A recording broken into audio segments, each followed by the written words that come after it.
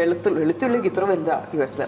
അതൊക്കെ വാങ്ങിക്കാം, ആവക്കാഡോ വാങ്ങിക്കാം, ഫ്രൂട്ട്സ്, ബെറീസ് അതെല്ലാം വാങ്ങിച്ചിട്ട് ഒരു കാറ് നിറച്ച് ഇങ്ങനെ വാങ്ങിച്ചു വരുമ്പോ ഇങ്ങനെ വിട്ട് കഴിഞ്ഞാൽ ഒരു 3 മണിക്കൂർ ഞാൻ സുഖമായിട്ട് അവിടെ ഇരുന്ന് ഷോപ്പിംഗ് ചെയ്യും. ഭയങ്കരമായിട്ട് ആസ്വദിക്കും. എന്നെ പോലെ ഇച്ചിരി.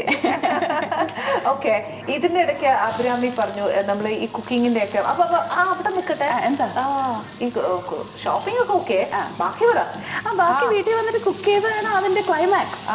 ഇത് ഫസ്റ്റ് സ്റ്റോറിന്റെ കുക്ക് ചെയ്ത് കഴിയുമ്പോൾ ഉണ്ടാവുന്ന ടയർഡ്നെസ്സിൽ നമ്മൾ നമ്മളെ കാര്യം നോക്കുവോ? കുക്കിംഗ് അത് തീരുമ്പോഴത്തേക്കും ടയർഡ് അല്ലല്ലോ, അത് കഴിക്കാനുള്ള ഒരു ആവേശമല്ലേ. സോ കുക്ക് ചെയ്ത് ടയർഡ് ആവുന്ന ഒരു കാര്യമേ അല്ല. Cooking actually rejuvenates me.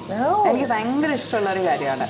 അതും പുതിയ റെസിപ്പി നോക്കി അത് ട്രൈ ചെയ്യുക, പുതിയ ക്വിസീൻസ് ട്രൈ ചെയ്യുക, ഇതൊക്കെ എനിക്ക് ഭയങ്കര ഇഷ്ടമുള്ള കാര്യമാണ്. ഓക്കെ, അപ്പൊ നമ്മൾ ചുരുക്കം പറഞ്ഞാൽ നമ്മൾ ചാർട്ട് ഉണ്ടാക്കണം. ചാർട്ട് ഉണ്ടാക്കിയാൽ എളുപ്പമാവും, ജീവിതം എളുപ്പമാവും. കേട്ടല്ലോ അല്ലേ? അതെ, എല്ലാരും കേട്ടല്ലോ. ചാർട്ട് ഉണ്ടാക്കുക, നമ്മുടെ ലൈഫിൽ ഒരു ടൈം ടേബിൾ പോലെ വെക്കുക. പിന്നെ വേറൊരു കാര്യമുണ്ട്, വീട്ടിലൊരു 4 പേരുണ്ടെങ്കിൽ 4 പേരോടും ചോദിച്ചുകൊണ്ടിരിക്കാൻ പാടില്ല നിങ്ങൾക്ക് എന്ത് വേണം, നിങ്ങൾക്ക് ഇഡ്ഡലി വേണോ, ദോശ വേണോ, നിങ്ങൾക്ക് പുട്ട് വേണോ, അപ്പം വേണം എന്ന് ചോദിച്ചുകൊണ്ടിരിക്കാൻ പാടില്ല. ഇതാണ് മെനു, കഴിച്ചേച്ചും പോ, അത്രയും പറഞ്ഞാൽ മതി. ഞാനൊക്കെ ഇനി അത് പഠിക്കാം. അദ്ദേഹം ഒത്തിരി പ്രയാസപ്പെടണ്ട അല്ലേ?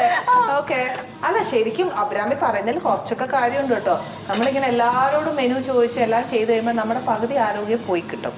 പിന്നെ എന്താന്ന് വെച്ചാൽ നമ്മൾ സത്യം പറഞ്ഞ സ്ത്രീകൾ, ഞാൻ നേരത്തെ പറഞ്ഞ പോലെ നമ്മൾ ലീവ് ബോധേഡ് അല്ല നമ്മുടെ കാര്യത്തെ പറ്റി. നമ്മുടെ ഇൻടേക്കിനെ കുറിച്ച്, ക്യാഷിന് എന്താ പറയുക, ഹെൽത്തിനെ പറ്റിയോ ഒന്നിനെ പറ്റി നമ്മൾ ബോധേഡ് അല്ല.